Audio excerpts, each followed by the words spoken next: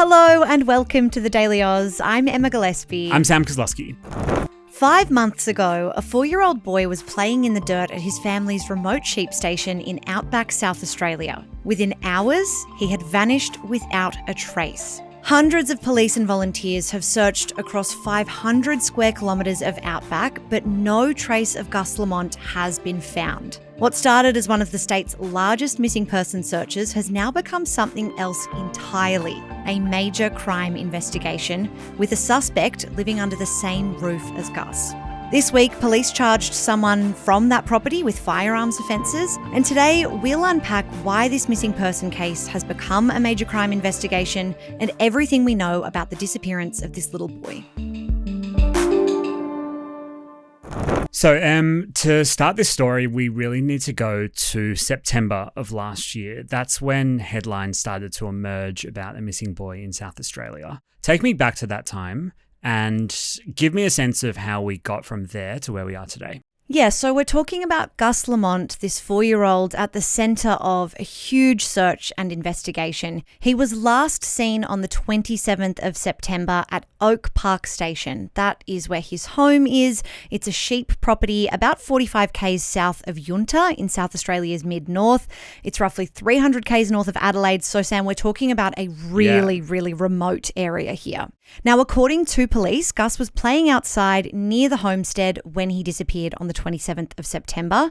His grandmother was the last person to see him, and she said he was playing on a mound of dirt at that point. Now, at the time, police say Gus's grandparents, his mother, and his younger brother were all at the property when Gus vanished. So he vanishes, he's reported as missing. Take me through the initial couple of days after that report was made. Yeah, the response was massive after those first reports. As we always hear with missing persons cases, the first hours of any search of this nature are critical, not to mention the remote territory and the kind of tough terrain that we're talking about. The grounds to cover in kind of an initial search must have been huge. Yep, absolutely huge. So much so, in fact, that SA Police actually brought in federal support from the Defence Force. We had community volunteers involved as well. And this search became what SA Police have called the largest missing person search ever undertaken in the state. Now, the initial theory, Sam, was that Gus had wandered off the property, that he'd gotten lost in the surrounding outback, that he was playing and just kind of wandered off. Right. In those early stages, Gus's family did issue a statement that was read out to media via a family friend, a man called Bill Harbison. Here is Bill reading some of that statement. We're devastated by the disappearance of our beloved Gus on Saturday afternoon. Come as a shock to our family and friends, and we're struggling to comprehend what has happened. Gus's absence is felt in all of us, and we miss him more than words can express. So that was September, but by the 3rd of October, almost a week after Gus disappeared, police announced they were scaling back the search. Right. And why was that the case? That was the case essentially because despite their best efforts, investigators hadn't been able to locate Gus or any definitive evidence to support information about his whereabouts. So SA Police Assistant Commissioner Ian Parrott acknowledged that it would be very unlikely that Gus would have survived that long. He cited a lack of evidence or clues to guide where they should focus the search. And that's when we heard the very sad news that efforts were not going to be abandoned, but certainly scaled back. And so at that point in time, were SA Police still treating this as a missing persons case? Yes. At that point, this was a missing persons case. Police were even saying at that point that they didn't suspect any foul play was involved. So everyone assumed Gus had wandered off and something terrible had happened by accident. But that changed dramatically earlier this month. Okay. On the 5th of February, nearly 2 weeks ago, Detective Superintendent Darren Fielke announced that Gus's disappearance had been declared a major crime. Wow, interesting. So there was kind of this silence or a lack of update. And then we get this big update in early Feb. Yeah, a huge development. And that police officer told reporters, quote, "We don't believe now that Gus is alive." Right. He elaborated on the investigation and the special task force that has been set up to find Gus. It's called Task Force Horizon. And that basically they had been considering this scenario where Gus had wandered off, But there were two other scenarios beyond that. One is that the preschooler was abducted, and the other option, which seems to be the scenario police believe is most likely, is whether someone known to Gus was involved in his disappearance and suspected death. Which is a really significant shift if you think about the language that police were using to talk about this case.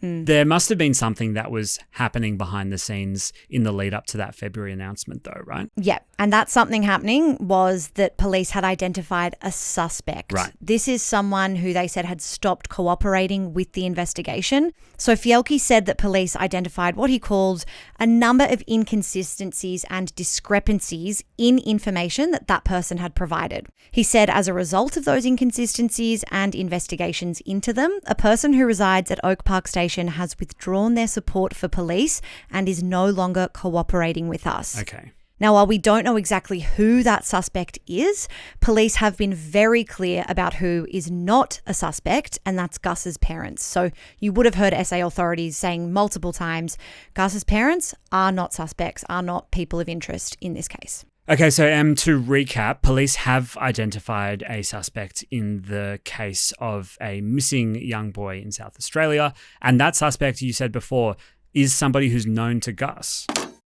Hi, I'm Zara. I'm the co-founder of the Daily Aus, and we started this company because we think news can be done differently. If you agree, you can hit subscribe. It's the best way to help us grow. Now, back to the video. Correct. That's what we've now been told by investigators. Now, Detective Superintendent Darren Fielke with South Australia Police did elaborate slightly on what that means earlier this month. Here's what he said. We have a suspect who we believe is known to Gus.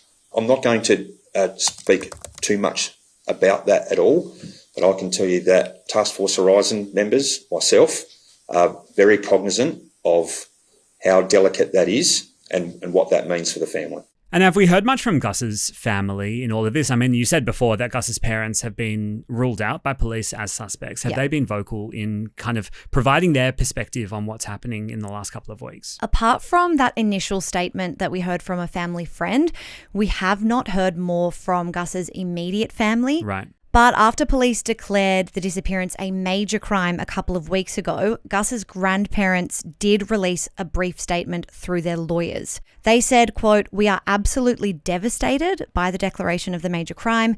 The family has cooperated fully with the investigation and want nothing more than to find Gus and reunite him with his mum and dad." Changing an investigation from a missing persons investigation into, as police said, a major crime, that comes with a different approach by police. Tell me about how this investigation has shifted since that shift in the language and framing. Yeah, so the approach changes lots of things, and that includes police resources. Sure. The way that attention and resources are given to this case shifts. And we saw on January 14 and 15, investigators searched the homestead where Gus disappeared from. They seized several items, including a vehicle, a motorcycle, some electronic devices, and that was so they could take those away for forensic testing. We heard a bit more about those searches just this week. On February 16, police returned to Oak Park Station to resume searching for evidence, and they said they'd be there for at least 2 days, so up until yesterday. Now, in all of this, we've had a significant development.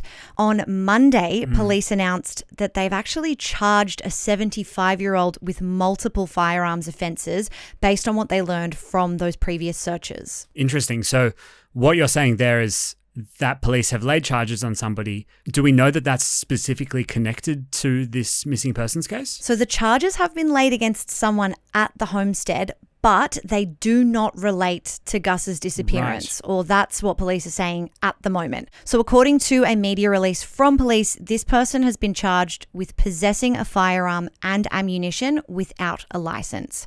Police say the charges relate to items seized during that search of the homestead I mentioned, but as I also flagged that these charges are unrelated to the disappearance of Gus. That person has been granted bail and they are due to appear in court next month. Got it. Now, police haven't officially named who the person was who was charged over the unlicensed gun, but multiple media outlets, including the ABC, have reported the charges were laid against Gus's grandmother, Josie Murray.